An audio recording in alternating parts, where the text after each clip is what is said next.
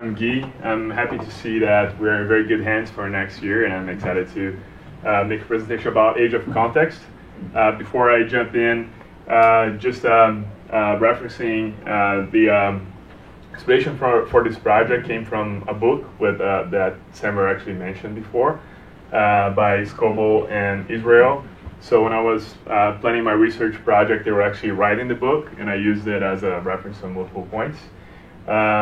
I'll start by just using sort of a quick definition that guided me through my research about what is actually age of context. So what I would include here is the use of contextual information to make either automatic decisions or simply to provide users with more relevant content or actions. So an example of providing users with more relevant content or actions, or actually making automatic decisions, is a feature on Moto X. It's called the Assist.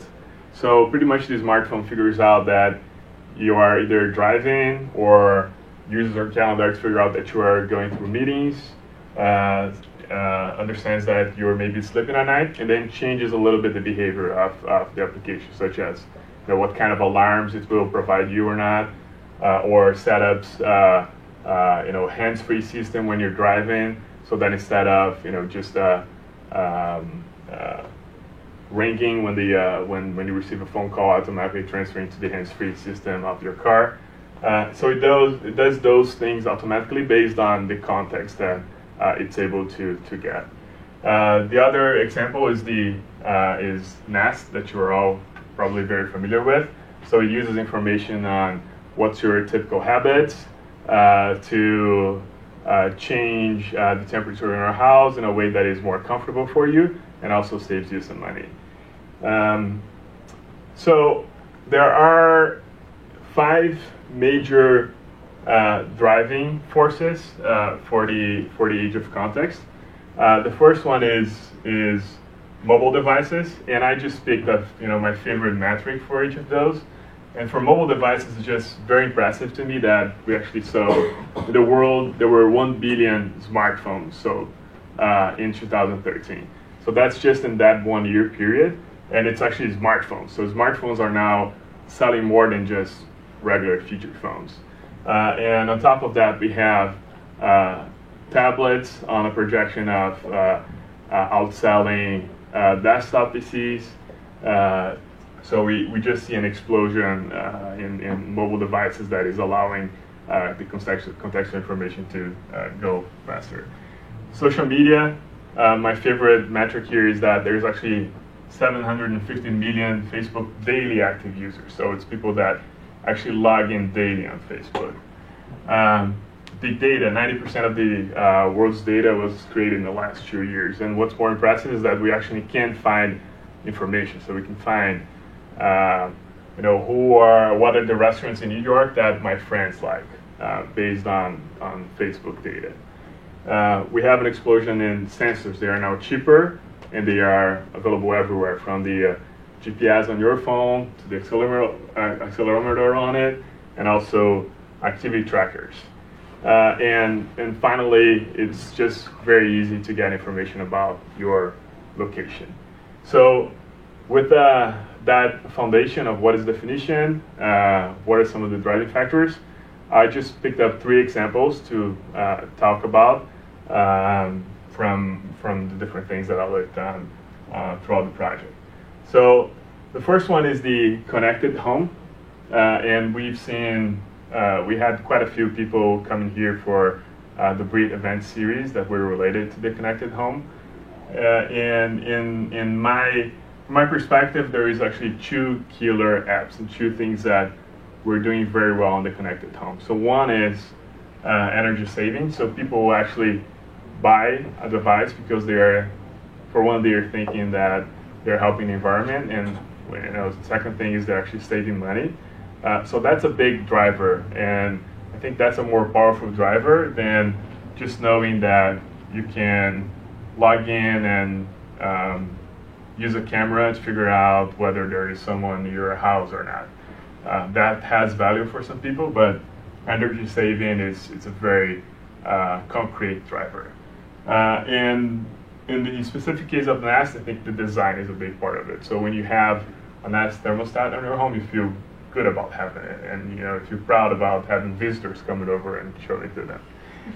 There are a few challenges, and I think those are challenges that will continue to hinder the advance of the connected home. So the first thing is those are actually very siloed applications. So it's hard to get Nest to work together with my TV. So when I'm getting home, I want the TV to be on ESPN. That's what I do every day that I get home, and there's no way of making those things match today. And the other things that are connected is just that you actually go through a much longer adoption cycle on things on your home. So you change your smartphone every 1 or 2 years, but you don't change your whole alarm system on your home every 2 years. That's something that takes a much longer time, and it actually requires someone to be there and making that installation. The other example that I looked at is Google Glass, and I think it's a very controversial product. And I tried my best to figure out what is the major thing that would make people feel that they can't live without Google Glass. And some of the things that I found is actually taking pictures is a big thing. The fact that it's easy for you to do that. Seemed like the majority of users that wrote about it and did research with it, they actually valued that a lot. To send a quick email reply, and maybe some fitness apps, to be cooking without information, translating information. But it's a product that has some major challenges. Even one of the writers at Wired, he mentioned that even my colleagues at Wired think it's weird. So Wired, which is a magazine that is at the forefront of innovation, even there they think it's weird. So it's two things. One is getting it from a fashion perspective, it's very hard, and the second thing is it sends a bit of a weird message when you're wearing that device, that people may feel like whatever time that an email comes up, I might look at it, and that might be important than just talking to you right now. In addition to all the privacy concerns and other things. So I am not confident that Google Glass will actually be a mass market device, but I am. If I had to bet on one major new product, I would bet on smartwatches, and all the effort that Google has put into getting Google Glass right and making a really good user interface that will allow you to interact with the device with a small screen, a minimalist type of available information, voice recognition. All those things Google is applying now on Android Wear, which will come on smartwatches, and I think it makes more sense. And also, a major part of it is that most of us already have a watch, and it's something that is acceptable socially, and it's something that if you have a smartwatch, you might not even look that different from a regular watch. So it doesn't really it doesn't really set up an awkward social situation. So it would be much easier to adopt it instead of Google Glass. All right, so that's what I had. And any questions?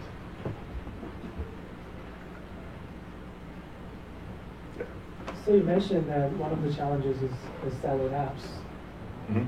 How do you think that this challenge can be solved in the future? Because right now we have the smartphones, we have the Google Glass, watches, probably Nest, Philips Hue, smart light bulbs. Mm-hmm. How can they talk to each other in the future? Do you see a solution coming? So I actually think that's a problem that will persist for a while. And I think two of the biggest forces in this market are Apple and Google. And Apple's strategy Apple actually hasn't been focused on this, which is, I think it's a major strategic mistake by them. but they are very siloed in the way that apps can interact, and they are even worse than anything else. And Google, on the other hand, the strategy so far has been to concentrate everything through Google. So they have Google Now, which is a great product, but it aggregates data from your Google searches, from your email, from your calendar, but it doesn't really allow you to communicate in between apps. So I actually don't think that this problem will be solved. And the only way that I would see it being solved is if one major player actually proactively tries to change that. Talking about major players, I was wondering if you look at Samsung, because Samsung is doing a lot of things in the electronics space, and obviously you mentioned the TV. They could do also other things around the house. If there's any information out there on the market, like about their context? So I haven't really looked a lot into Samsung.